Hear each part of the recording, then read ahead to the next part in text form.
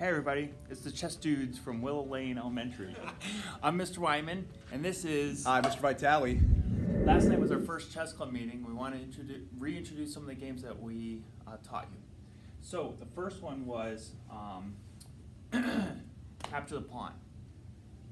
All right, so the goal is to be the first player to capture the other team's or the other player's pawns. We worked on how the rook, which was the piece that we were focusing on yesterday, moves on the board. So, Mr. Wyman, do you want to set up your pawns while I set up my pawns?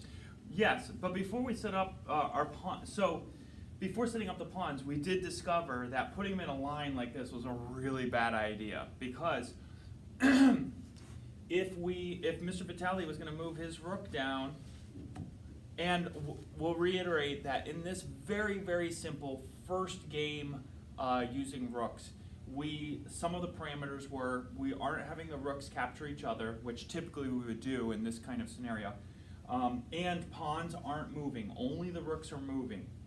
Now, I have all my pawns like ducks in a row here, and what's Mr. Vitale going to do next? Oh, it will be really easy for me to just capture one pawn at a time. I'd take this one and capture it, and then Mr. Wyman would move, but I wouldn't have to move anywhere. I'd be able to easily take all of his pawns, making my job very easy. And fast, and I'm definitely going to lose. Yeah. So, I don't want to put my pawns in a row. I'm going to spread them out. Now, let's say I spread them out like this. Did I really spread them out?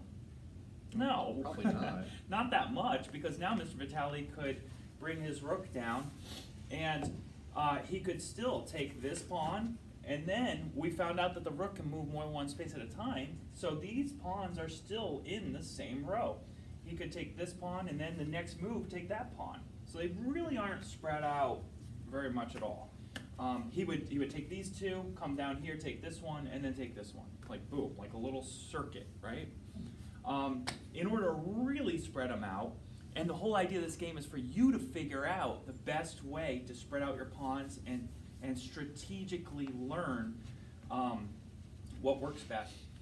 So the horizontal, what we think of as rows, are actually called ranks. I want to put pawns on different ranks, and the vertical columns are called files.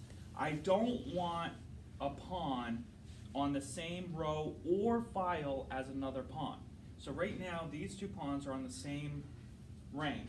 I could put this one up here, but now it's in the same file as this one. So if I put it here, it's not in the same rank or file. And even though it's diagonal, we know that rooks can't move diagonally. So maybe, actually, I could strategically place my pawns on the diagonal. I can't put it there because that's Mr. Vitale's side. I think I'm going to try to follow that same advice, but I'm going to spread mine out a little bit, see if it makes a difference. We'll see. So I have mine. Right now I set my pawn on a different file as my other pawns. Let me see what you can spot. I'm going to try right here. I'm going to see if this is a good strategy, see if it's a good strategy for my rook. So we'll see. And the whole idea of playing these games are just to try things out and see how it works. Okay, so white always goes first. Mr. Vitale, do you want to take your first move? Sure, and right now we're not capturing each other's rooks, which I possibly could if we were really playing, but in this game I'm going to move along this file to right here so I can take this next pawn. And you know what, actually, it's not a bad strategy for Mr. Vitale to do that. Even though we're not capturing our rooks, my rook is right now blocked. This rook can't actually go anywhere. Oh, whoa. So if he was strategically like placing his rook, not to say that you weren't, Mr. Vitale, that's a good move. Now, right now we are playing with two rooks, so I can move this one over here, and I will come down to that rank.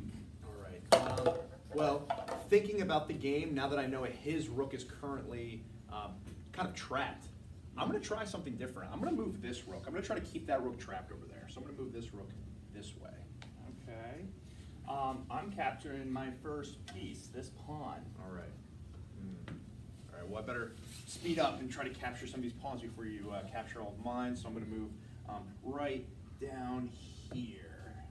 Now, let's move right here. Oh, you took your hand off it. Right. I'm just kidding. I'm kidding. We're just practicing, so I won't call that on Mr. Vitale. Not yet. All right, I am in the same file going to take Mr. Vitale's other pawn in that file. Okay, I'm gonna capture this pawn.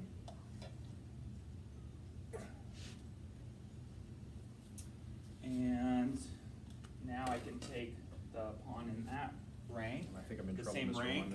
rank. Okay, I'll take this pawn that's in the same rank as this, my rook. All right, I have to move, I could either move here, or does anybody see another way I could get to this pawn? I could move here. I'll leave my rook there. I think you got it, Mr. Lemon. I'll move here. And I took Mr. Vitale's last pawn. Oh. So I didn't even need to move that rook at all. It would have been a wasted move if I tried, moving it around in there. It was perfectly fine that it was trapped. There were a couple things that I think helped me collect Mr. Vitale's pawns faster than he got mine. Can you think of some? So you went there, but you